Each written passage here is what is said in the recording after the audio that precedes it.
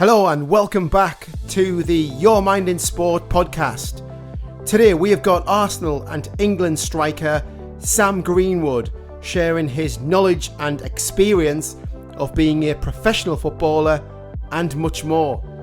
Sam spent a decade developing as a player, coming through the academy setup at Sunderland before heading south and signing for Arsenal in 2017.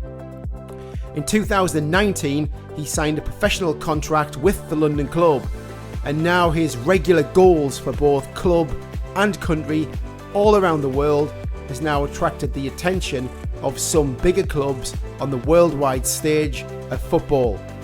My name is Gary Lavery, and welcome to the Your Mind in Sport podcast. If you have that mindset where you believe in yourself and you believe in your capabilities, even when you're backed into a corner, you will always come out fighting. And just because you cannot physically see your mind doesn't mean that you should not train it. Welcome, Sam. Right. So Sam, just with regards to your backstory, how it all began for you, just tell me about that backstory, where did it all begin? Basically I started off playing football when I was about 4 or 5. My dad used to take us to the park as soon as I could kick a ball properly, most days. Then I started playing for like a Saturday league team, Durham City. Yeah. And I got scouted at the age of 6 of Sunderland. Right. Then I signed for Sunderland,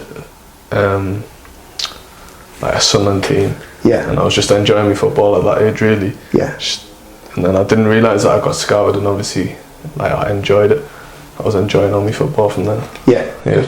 So how did it feel when you found out that Sunderland were interested in yourself? Yeah, obviously I was buzzing. Supported Sunderland my whole life. Yeah, excellent. Season ticket holders, and I was buzzing really. I didn't really understand how big it was, but when I went to my first session, I enjoyed it so much, and then I signed from there. Yeah. The rest I just carried on with. Excellent, good stuff. So, from when you signed as a 6-year-old, what was the progression route to actually getting into the academy side? So, when you're about 6, you train with the year above at Sunderland, and then if you're good enough, they sign you as an under 7, I think it is. And once you've signed, you train there 3 to 4 times a week after school, sorry. And you carry on until you're about under 15, and then they decide if you get a scholarship or not and go full time to football. Yeah, good stuff, excellent. Who are your role models when you were growing up? My role models, it's got to be Cristiano Ronaldo. Yeah. Obviously he's got an unbelievable mindset. Yeah. His work ethic off the pitch and on the pitch is unbelievable. And he's just one of the best in the world. So I've always looked up to him. Absolutely. Yeah. And if you had another role model as well apart from Cristiano Ronaldo, who would that be? Probably my dad, because he's put a lot of work into my football as well. Excellent. Taking us to football and taking a lot of sacrifices himself. Yeah, absolutely.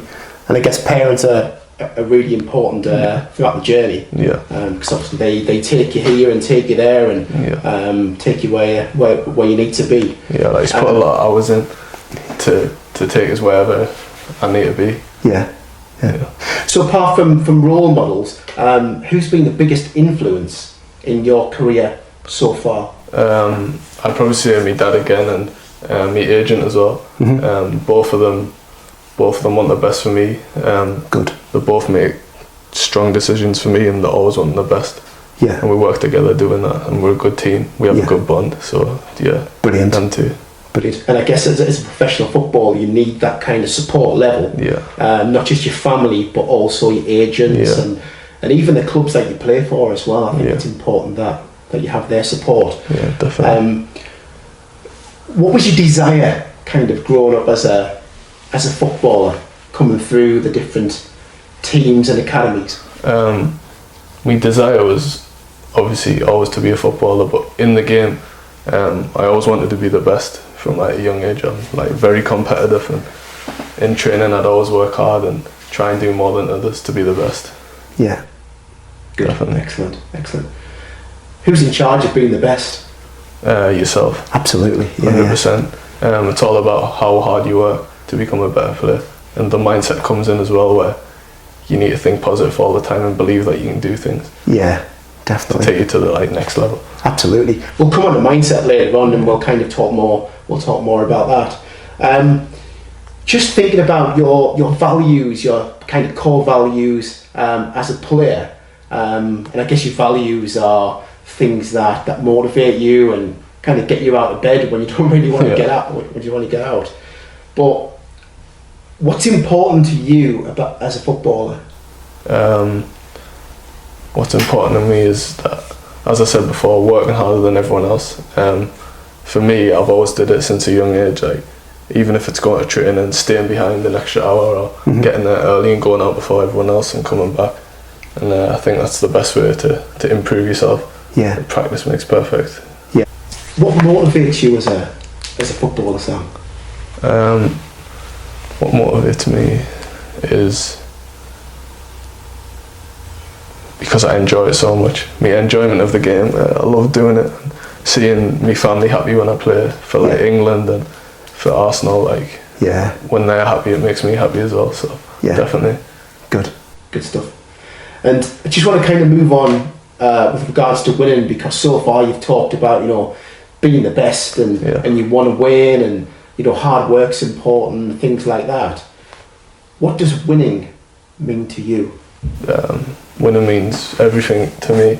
I think I've been brought up doing it because the teams I've played for at a young age were always good. And we always used to win things, so so winning's everything. And when I get beat, I get quite down off it, but I don't like getting beat, but it's everything to me. Definitely. And I guess one thing that you've said there as well is about the culture that you were brought up in, and where you are now. It's literally you've been surrounded by this winning culture, and when you put in that particular spot, players will thrive, or players will be actually on the back foot thinking, "Can I really do this? Is this for me?" But it sounds like you love that pressure situation. You love doing whatever it takes to actually win. That's what I mean. I've had it since quite a young age. I've always played with good little players as well, even when I was young. So I've always wanted to be one of the best and stand out. It's just the competitiveness I have. So, Where do you think that competitiveness comes from? I think it links with the winning.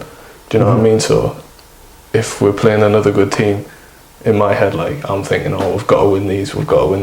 Even just kicking the ball around with my mates, when I was younger, I always wanted to score the most goals. Do you know what I mean? So it links in with everything, I think. Definitely.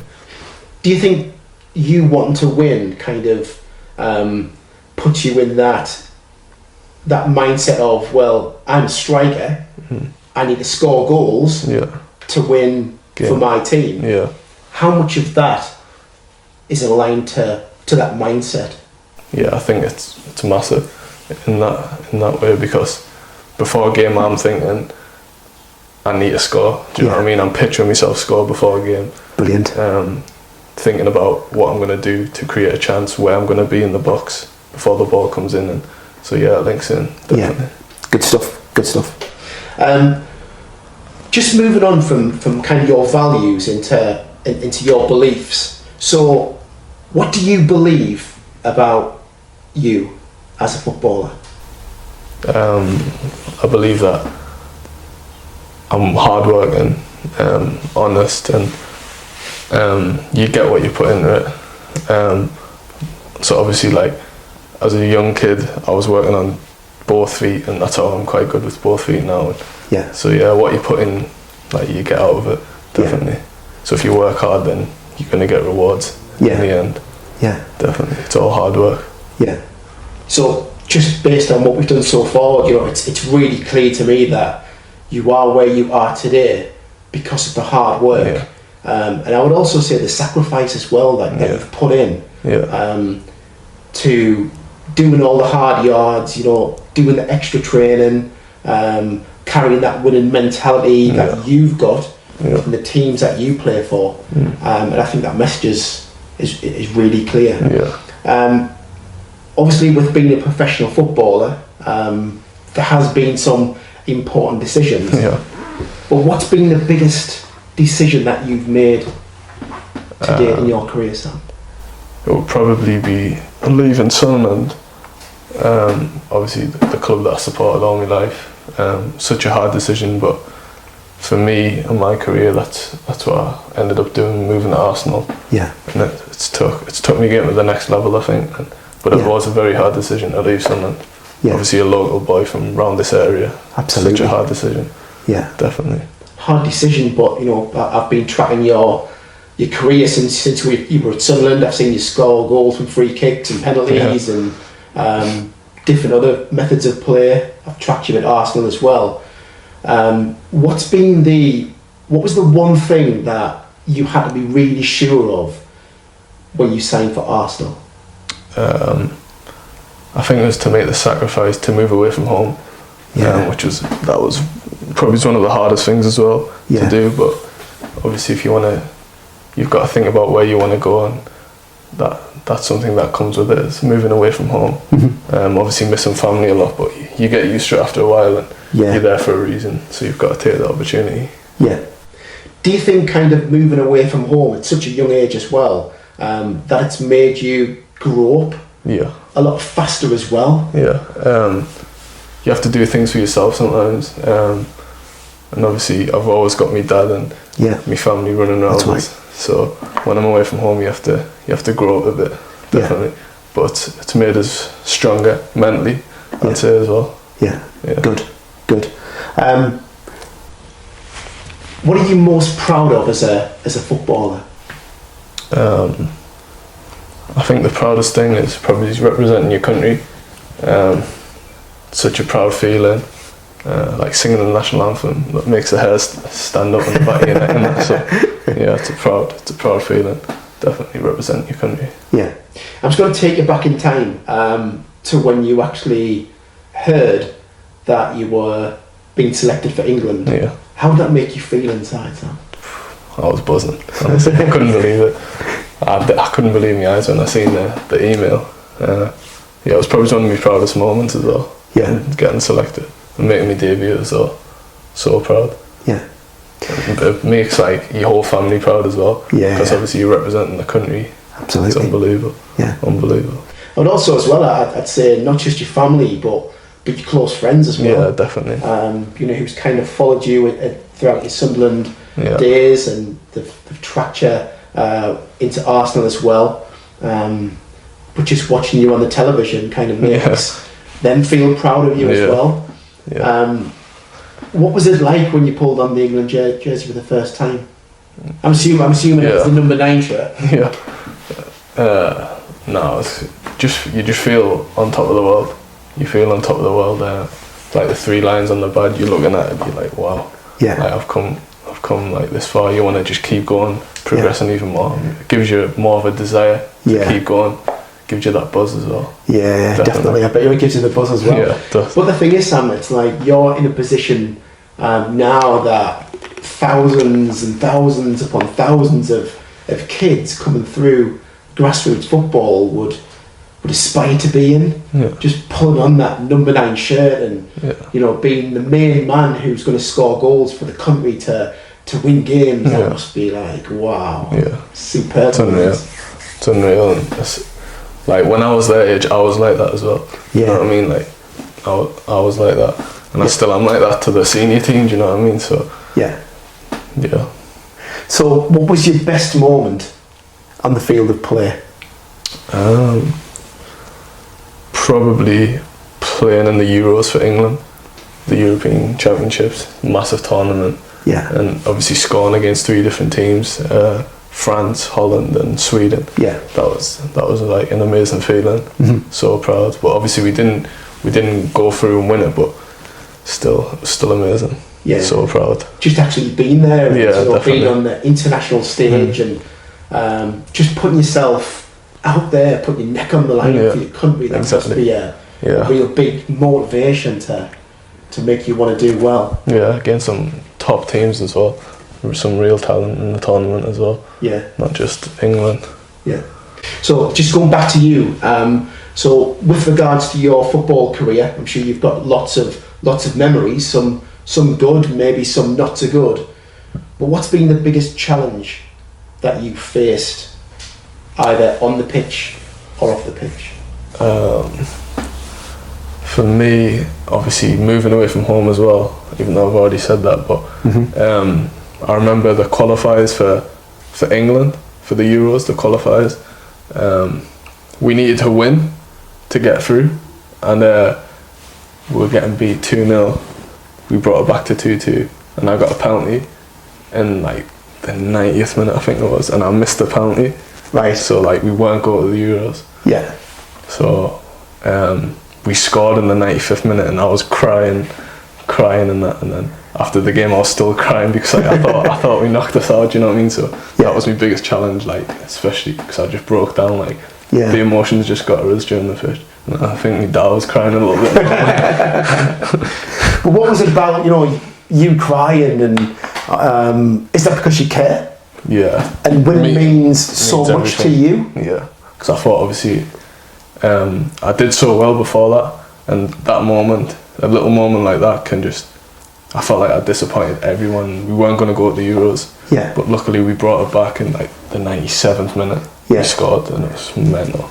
But just crazy mental scenes at the end of the game. You kind of like saved yourselves right at the last minute. But you know what, at the end of the game it's all about the team, isn't it? I was just so happy that we qualified. Happy. Yeah, definitely. And obviously when you qualify, it opens up the bigger picture of playing at high levels against better quality teams, I guess. Are there any great memories that you want to share with your fans or friends or families that you haven't mentioned so far? I think like from the younger days was just signing for Sunderland and going through their academy. I enjoyed it so much, like supporting them my whole life, as I said, and just proud. I was so proud of doing that. Do you know what I mean? I didn't expect to like go on and play for England. I was just enjoying me youth football. Honestly, it was unbelievable. I enjoyed every minute of it. That's why it was so hard to leave in the end. And I guess that's really important as well, that when you first start playing football, you actually enjoy it. You create memories from the teams you play against, the people that you play with, and I guess it's so important that when you get to a certain age that winning becomes the next level up. Where you kind of want to win, you learn how to win. And I think that kind of improves any mindset as a footballer. And I think like as when I was young as well, like the winning, the coaches don't like express winning. It's more about development. But with me, even though it was like that, I was always like gutted when we got beat. Always like meant so much getting beat. Like, I was just so down. I still get down when we get beat. I won't speak to anyone and that. That's what I'm like. How do you pull yourself around though, Sam? Because obviously you can't walk around with your head down all day. There's got to be a time where you kind of realise, happened. I think it's like the next day, like once I've slept it, asleep, and I wake up and I'm like, it's history now. You know what I mean? We've been beat, but we've just got to bounce back in the next game. That's it. That's it, definitely. So great stuff.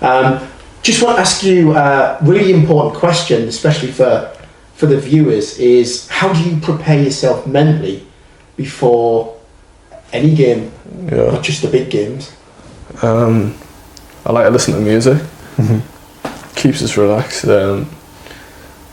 Just staying relaxed really. Obviously I picture things in my head, like what I said before, getting in good positions, always thinking that I'm going to get the better of the defender before it started, do you know what I mean? Just being so confident in yourself. You just got to be confident and stay relaxed. That's what I do. But how important is it for you to actually do the things that you just said, like the music, like the visualisation? I think it's really important, because if I didn't do that, I get like caught up in it. Do you know what I mean? I get caught up in it and I'm like too pumped up. Do you know what I mean? I think you get too pumped up, so I like to have a bit of space for myself, listen to music. Then when we get in the changing room, just relax, get changed, listen to the music in there, Because if I didn't do that, then I'd be like too pumped up for it and be running around like a maniac. Yeah. Yeah. And I guess it's important to actually have your head in the game instead of kind of, worrying about all the external things that you can't control. Whereas you can control your own mindset. How have you transformed your game over the last few years, maybe since joining Arsenal? I think that I've become, my size has transformed, my speed and power, because at Arsenal we do a lot of gym every day, sometimes twice a day. So over the 2 years I've been at Arsenal, I think that's improved quite a lot, my strength and power. Yeah, definitely. Good stuff. Because of the amount of gym we do, it's pretty much impossible for it not to. Yeah. So is there any kind of specific routine that you follow when it comes to gym? We all have our individual programs. Each one of us has a different one, like based on your tests. We do a test at the start and then it's based on that. So we all have a different one, and we do power before training, like a power session. Then we'll come back and then we'll do a strength session, and then the next day we'll do the same. It just carries on all week. Brilliant. Brilliant. So apart from the gym, is there any other areas of your game that you've kind of transformed as well? Maybe something like tactical or lifestyle or technical or things like that? We do a lot of psychology as well at Arsenal, so like on the mental side. She's a psychologist and she helps a lot of us, obviously being away from home and that. Works on all that missing homes part of it and makes you mentally stronger. The lessons, what we do there, it's good. So what specifically have you done around mindset since being at Arsenal? I'm not sure the name of it, but like, for example, if you were taking a penalty, there's a way of staying relaxed, breathing techniques. She also gets us to do mindfulness sometimes in the morning. Right, interesting. Which is really good to clear your mind and just stay relaxed during the day. It's a good way to start the day. And you're thinking positive from the start of the day, do you know what I mean? Absolutely. You kind of moved into Arsenal under 21s in October of last year, and you made your professional debut against Peterborough in the Leaning Checkatrade Trophy, whatever it's called. How did that feel, kind of stepping up the ladder at Arsenal? I was quite proud, but for me it was just like any other game. Obviously playing against bigger, stronger lads, you just have to deal with it, use your body more and get stuck into it and just adapt as the game goes on. So that's nice to hear about the different ways that you've helped transform your game. My next question is really important because it kind of opens up different strategies as to what you might do as a player. And the question would be, how do you handle pressure situations in a game? For me, it's about channeling like my reaction to something, staying calm, not getting too frustrated, and I think that all comes with being relaxed and being confident in yourself, not to make too much mistakes.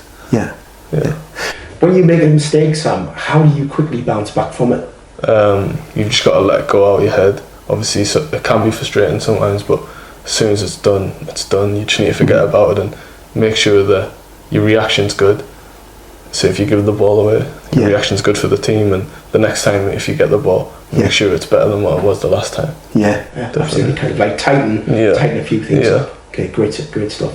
So just finally, a few more questions. One of the most important ones, especially for the audience, is how can academy and grassroots footballers become better players mentally? To make sure that they're enjoying everything they do when they're playing football, and also learn about mindset, because it's such a massive thing in the game these days. To be able to deal with stuff that goes on and off the pitch. So I think that's so important to learn about the mind. 100%. And finally, so what does the future hold like for Sam Greenwood? I think for me, I just need to keep working hard, keep my head down, obviously keep enjoying it and hopefully keep pushing on. Yeah, good. Sam, thank you very much for your time. Really appreciate it. So there we go, that's an insight into the world of Sam Greenwood, Arsenal and England striker. Hope you've enjoyed it. Thanks for listening. And that's it. I really hope that you enjoyed listening to the interview with Sam as much as I did conducting it in front of the camera. So what I want to do now is just do a quick download of some key messages that really did stand head and shoulders for me. So if you think about the first 2 episodes of Your Mind in Sport, the first episode was all about values. And values are what are most important to ourselves. And the second one was all about our beliefs. And our beliefs are like a rule book, and they are what we stick to throughout our life. So 3 values for me that were really clear throughout the interview were winning, enjoyment, and competitiveness. And one of the key beliefs that really does make sense, and I think it really is a driving force behind Sam's success to date, is he believes that being the best comes through hard work. And one of the examples that Sam gave was that he often stays behind after training to practice the skills and technical abilities that will make him a better player going forward. A few other things that really sprung to mind were his overall attitude. And with him being a striker, he said that he needs to score the most goals to prove that he is the best. And I think that's a really good, solid representation of the value of winning. A few other things as well. At 17 years old, he made a massive, huge sacrifice, a huge decision to move from Sunderland to Arsenal. And that's not just a big decision for somebody at 17 years old. It's a big decision for anybody, whether you're 20, 30, 40, 50, whatever it may be up the ladder. He also said as well that you've got to take the opportunities in sport and do what's best for you. And when you think about it, Sam has the world at his feet. He scores goals all around the world for both club and country. And he is the person who wears the number 9 shirt for England under-19s. Not just doing himself proud, but also the rest of the country as well. And I really hope that the grassroots football and even academies as well actually see Sam as some kind of a role model. Because we need role models like this in sport for children to actually look up to. So that's it for another episode of Your Mind in Sport. I really hope that you've enjoyed it. Your feedback is important to me so I can improve and I can get better at doing these podcasts. It is really important to seek the feedback just so I know how to improve future episodes. So please email any feedback to inquiries@nowtowow.co.uk. And if you're looking to improve your mental skills in sport, then please contact the office on 0191 300 0811. And that's it for another episode of Your Mind in Sport. Thank you very much for listening. Have a great week, and I'll see you on the next podcast. Bye for now.